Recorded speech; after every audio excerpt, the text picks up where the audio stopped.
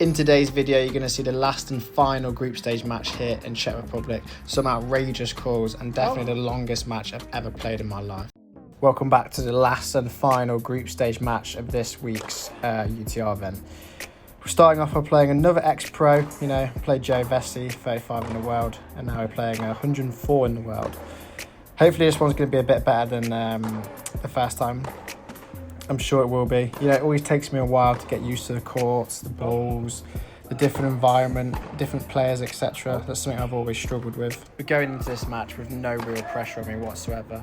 Looking to play on the front foot, stay loose, stay aggressive, and just really have a swing and see what happens. Coming into this match again, I was very confident on my serve.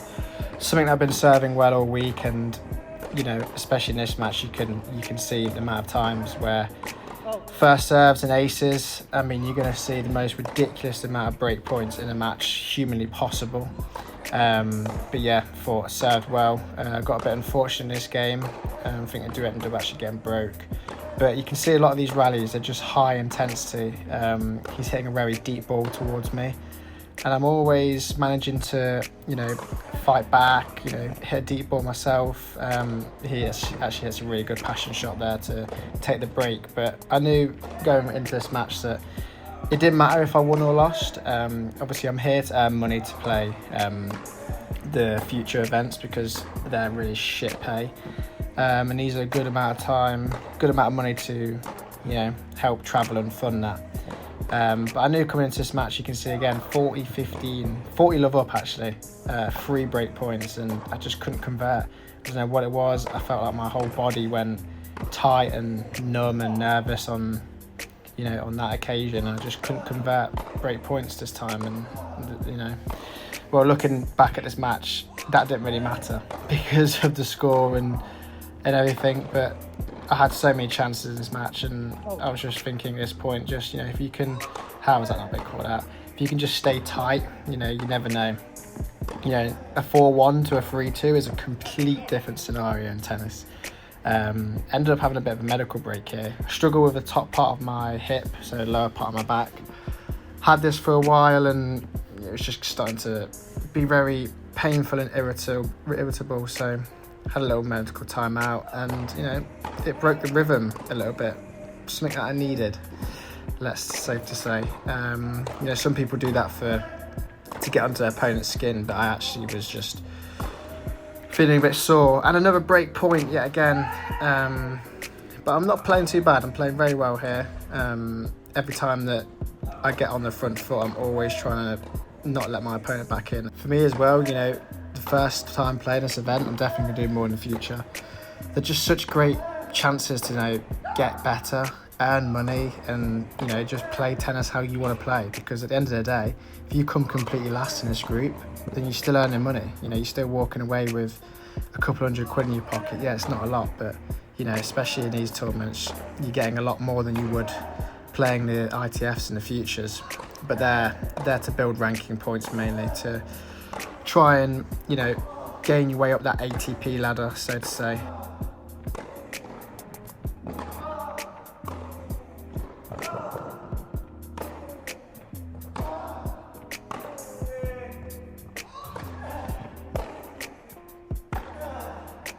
(4-3) again. I'm not playing bad at all. I'm playing very well, playing very solid. He is still a very good player, especially for how old he is, to be fair. Getting broke early on kind of cost me a bit towards this first set. I don't know how this ball was not being called out. This umpire was an absolute joke. He was an absolute idiot, and I just cannot believe he didn't call out. If he was watching this call and he was watching the court, he'd obviously see it was so far out, but he just didn't. I don't know if it was helping that there's guys from trains here, but I don't like to read too much into this, especially if they're from the same country.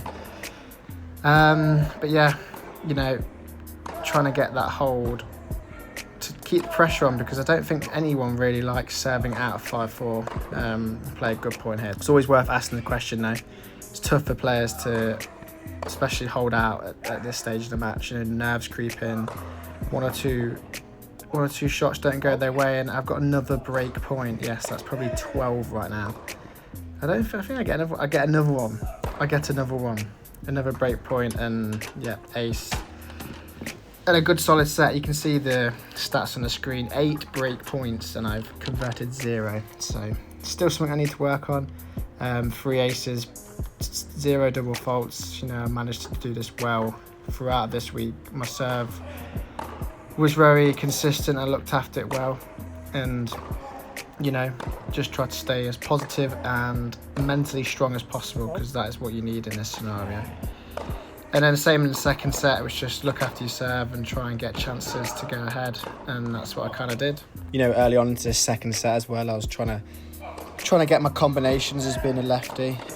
Always like pushing the opponent out wide on the serve, and then attacking into the space in the middle was the aim going into this set. And as you can see here, the automatic line calling was so inconsistent.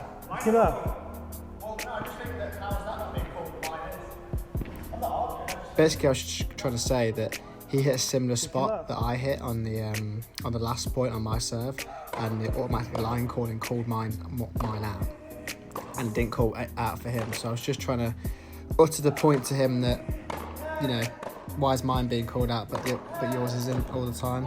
And even for these automatic line calls that we had, I'm playing one currently in Hungary right now, and the umpire's just calling everything. I don't know why they introduced the automatic line calling, because it didn't work. I think every single player had an issue with it, and it wasn't working very well. Again, I touched on in the last video that something I was doing very well is turning defence into attack, and obviously you can see in this scenario and these points that I'm very good at neutralising from being in defence. I'm just going to let you watch this point. I don't think it's this one. It's again when I have break point. Hit a good return here, and just watch.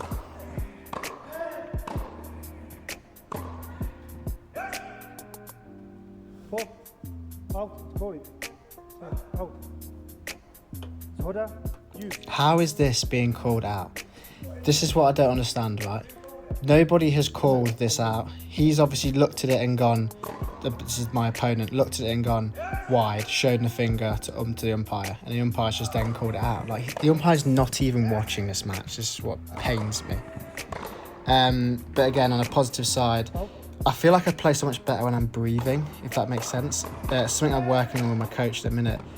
It's just like in between points, and especially before I'm hitting the ball, is a type of breathing that helps me stay relaxed and calm. And you can see being 3-1 up here, just playing out of my skin and just so confident. I'm just seeing the ball very well. I'm ultimately just timing the ball very well. My feet, everything is working together, and you know, helps when I'm just hitting shots like this now. 4-1 up, just confidence is flying high. And it just helps when I've got this method of breathing. It just helps my body relax, and obviously I'm able to perform and play a lot better, so that's helping massively.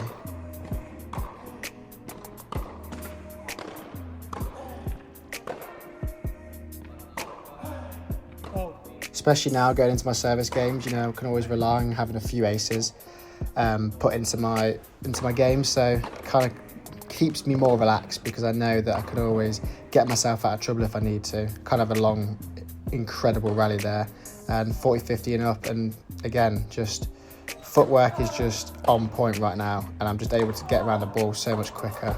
I'm always looking to get around my backhand and hit forehands, because that's my weapon, that's my strong point. Try to do that as much as possible. And at 5-3 here, it's kind of a nervy game, but when I'm hitting shots like that, usually I would be quite nervous. I do actually face a break point, but again, my serve is getting me out of trouble. And a lot of the time this week, that has been the best thing. You know, always to rely on a serve to get you out of trouble is the best case scenario for me. Game point here, probably going to be another long rally, no, and a miss, and that is it. Second set to Solonenko. He actually hit more aces than me, which I was quite annoyed, but with one double fault to his 5, very good. Again, I'm on 13 break points now with only 1 taken, and 1 is better than 0, so crucial break point there. And, you know, high percentage of second serve, especially points won on my second serve, which I'm very happy with. That was something I struggled with, and yeah, just overall great set. I think one thing I've always struggled with as well, whilst playing this sport, especially towards the end of last year and with these GTRs, is obviously because I've not played for 5 years. I've come back, and obviously I used to be very, very good. And I think I've still got that doubt in my mind that, you know, I don't belong on court with some of the players I'm playing against. So it's always that kind of, you know, demon on your shoulder, so to say, to just be like putting you down or having negative thoughts all the while. But especially in this match, you know, 1-0, I belonged here, and, you know, the confidence was just, it's such a confidence thing with me. But yeah, the aim in this set was just, you know, same as usual. Keep your serve, don't go for nothing flash, and just stick with him. I wasn't so afraid of missing here. In some of my matches I play, I get quite tight, like you've seen, and it doesn't allow me to hit the ball as much and hard and deep as I wanted to, but I was very relaxed, and I just wanted to, if I'm honest, I just wanted it to be a close match. With some of these UTRs, you know, your UTR goes up depending on how you perform against other players. And mine's currently a bit low right now. It's about 11.92. And my opponent's a 12.8. And it just makes it less stressful, you know, when your UTR's higher. You can just enter tournaments and get in without worrying. This point pains me. 40 level up, break point again. And I thought at the time the drop shot was the right decision, but looking back, if I'm just hit it, if you just crack a forehand solve, could have been a different story and you could have got the break. But again, so many break points and just not taking any. But obviously watching this back is such a learning curve, and I've got footage that I can rewatch over and over again, learn from, improve, and especially where I am now in Hungary, you know, watching these matches and putting that into my tennis here, it's going to be so good for me. It does actually pay me the amount of break points I had, the amount of chance I had in this match. But it just shows you I'm not a million miles away from the level that I need to be.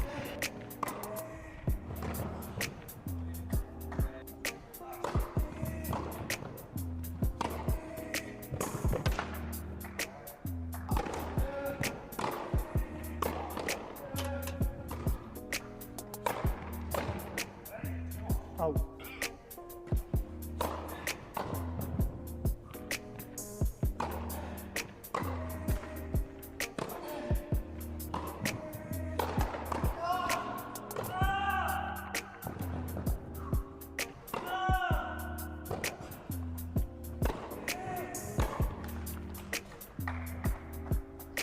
In one of the most clutchiest of holds you'll ever see in your life. Still looking back, I think, bloody hell, I don't know how I managed to hold there, but a few good serves, a few good points, some absolutely draining long rallies, and we're back on 2-2.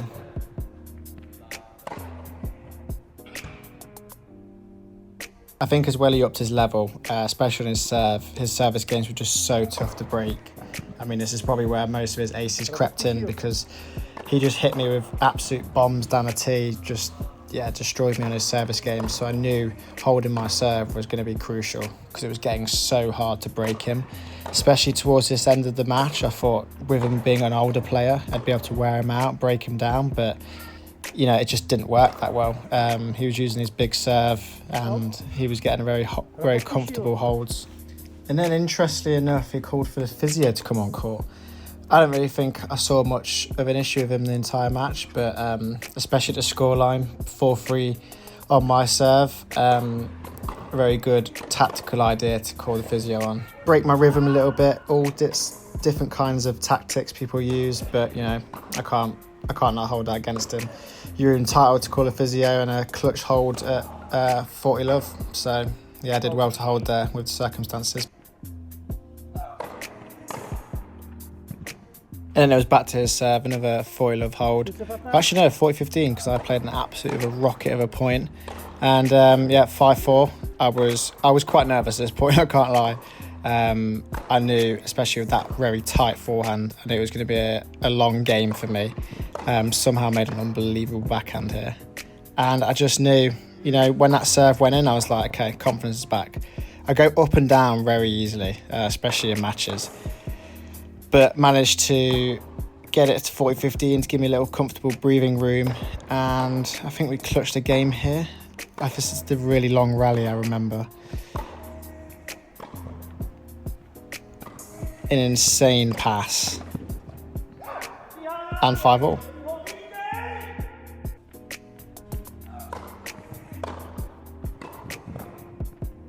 Oh.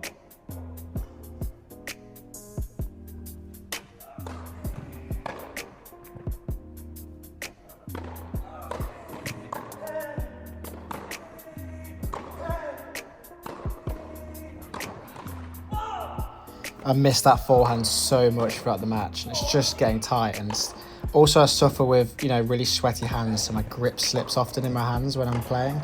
Something I need to deal with, either get a sweatband or use a less slippy grip, but I always miss that shot. 15-0 here, and yet another massive serve. Trying to take it to a tie-break, it gives me a nice, easy, cheap point. You'd love to see points like that, especially at this game and at the time of the match. And yeah, 6-0 tie-break. Coming up in this tie-break, you are going to witness the world's worst call, I think, known to man I've ever seen, especially in a match, especially at the scoreline. Granted, I didn't play well, but what the hell are them lights doing as well, coming on at that point in the match? I mean, I saw them out the corner of my eyes and it really put me off. Not trying to make excuses, but what is going on? But granted, I didn't play that well in this tie-break. I made some really stupid errors. But at 5-2, I'm just going to let it play out. You're just going to watch the most ridiculous call I've ever seen in my life.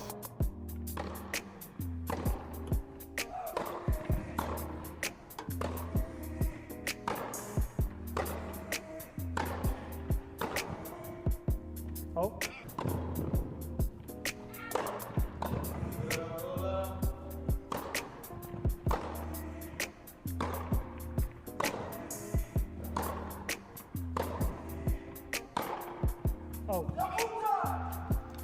Okay, I got a bit lucky with this serve here. It was miles out.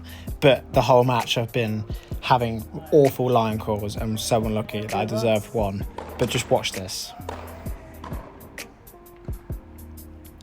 Oh. That is being called out in a professional match in a 6-0 tiebreak in the third. I just cannot believe it. But that point didn't define the match. But yeah, stats on the screen, some outrageous stats, 10 aces to 9 aces. I don't think I did that bad. 1 double fault, he had 6, 18 break points. But yeah, that was one of the best matches I've ever played in my life. In next week's video, we travel to Hungary to compete in another $20,000 UTR. We get some training done and we play another insane match with an insane ending you don't want to miss. So thanks for watching and I'll catch you in the next one.